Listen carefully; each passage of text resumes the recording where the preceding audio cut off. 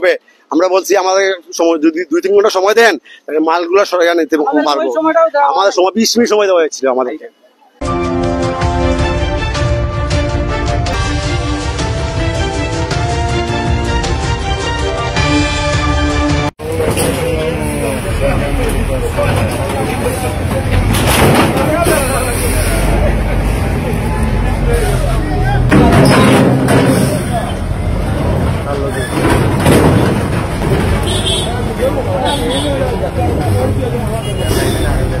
মালগুলো সরাইয়া নিতে পারবো।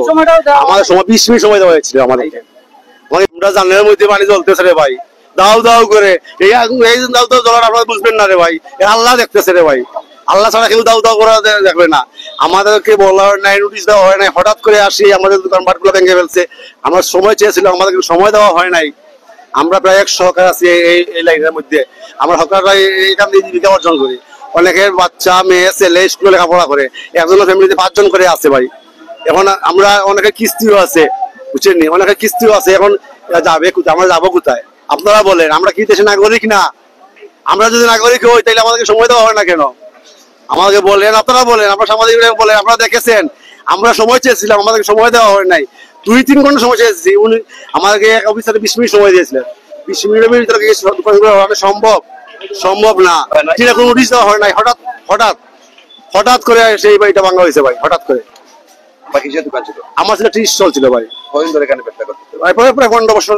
সরকারি জায়গা ছাড়তে হবে ভাই, সরকারি জায়গা সরকারি প্রয়োজন হলে নিয়ে যাবে, কিন্তু আমরা তো আমাদেরকে পুনর্বাসনের ব্যবস্থা করে দিতে হবে। আমাদের এমন ক্যাপিটাল নেই মার্কেটে যে একটা দোকান নিব 2 লক্ষ 3 লক্ষ টাকা অ্যাডভান্স দিয়ে। আমরা বিগত 15 বছর থেকে এখানে ব্যবসা করতেছি। আর একবার ভাঙা হয়েছিল, আমরা বলেছিলাম স্যার আমরা কোথায় যাবো, আমাদেরকে পুনর্বাসন ব্যবস্থা করে। আমাদের কোনো না, এটা আমাদের এটা আমাদের সরকারি জায়গা। জি,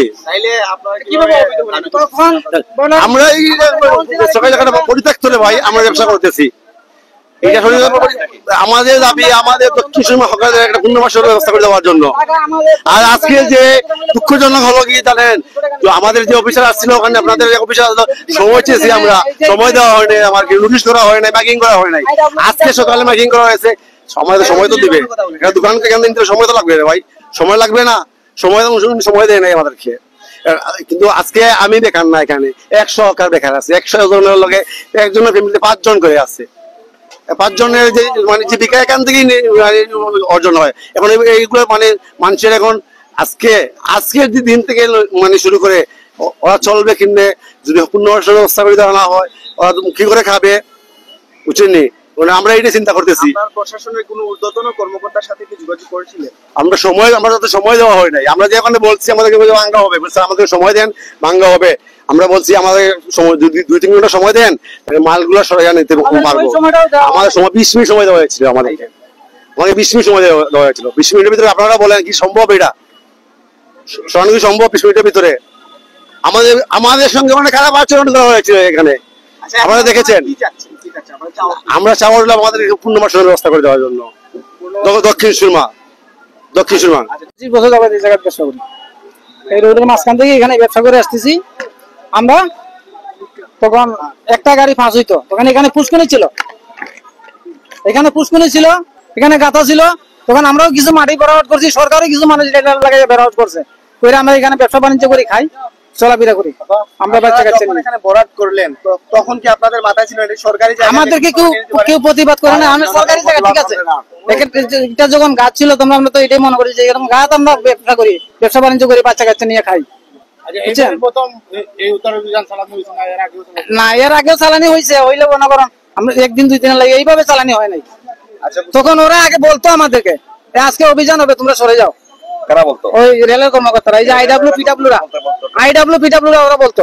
ওরা আমাদের কাছ থেকে আগে টাকা নিত। ওরা কিসের জন্য টাকা নিত? ওরা ওই যে আমরা দোকানগুলি বইতাম এই জন্য টাকা নিত।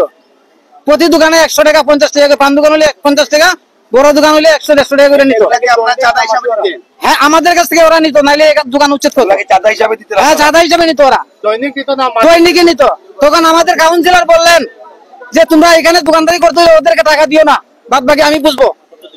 এরপরে বিগত 1 বছর আগে তখন আমরা টাকাটা বন্ধ করেছি কাউন্সিলরের কথায়, আর টাকাটা দিই নাই ওদেরকে, দেওয়া বন্ধ করেছি বিগত আজকে 1 বছর। আমাদের অভিযান এটা এখানে যে স্থাপনাগুলো আছে চেষ্টা করবে সবগুলো যাতে ডেমোলিশ করা যায় আজকে ততক্ষণ বন্ধ চলবে।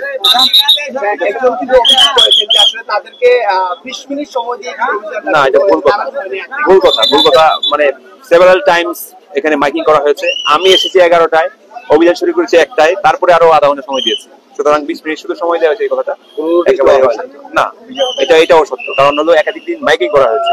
মাইকিং এর চেয়ে বড় নোটিশ আসলে প্রয়োজন পড়ে না। তারা দাবি করছেন যে আসলে তো আমি এই মুহূর্তে বলতে পারবো, আমি এটা এক্সিকিউট করতে আসছি। ফার্দার কোনো ডিসিশনের বিষয়ে আমি কথা বলতে পারবো না। Thank you. ওরা যে আবার বসবে না তা তো কোনো গ্যারান্টি নেই, এটা কি তদারকিতে থাকবে? এটা আমাদের সম্পত্তি না, এটা হলো সড়ক বিভাগ এবং রেলওয়ে সম্পত্তি। প্রত্যেকের সম্পত্তি দেখে রাখার দায়িত্ব তাদের। তারা যদি কখনো জেলা প্রশাসনের সহায়তা চায়, জেলা প্রশাসন সবসময় তাদের সহায়তা করবে। ধন্যবাদ। জেলা প্রশাসনের নেতৃত্বে সড়ক বিভাগ, রেলওয়ে, সবাই, পুলিশ সবাই মিলে এই অভিযান চলছে। কেউ কেউ অভিযোগ তুলছেন যে রেলওয়ে বা পিডব্লিউডি রোডসের কতিপয় কেউ এটা ওদের issue, এটা তাদের ইস্যু। এই ইস্যু নিয়ে আমি আজকে বক্তব্য দেওয়ার মতো এক্তিয়ারবান নই, আমি এক্সিকিউট করতে আসছি। Thank you.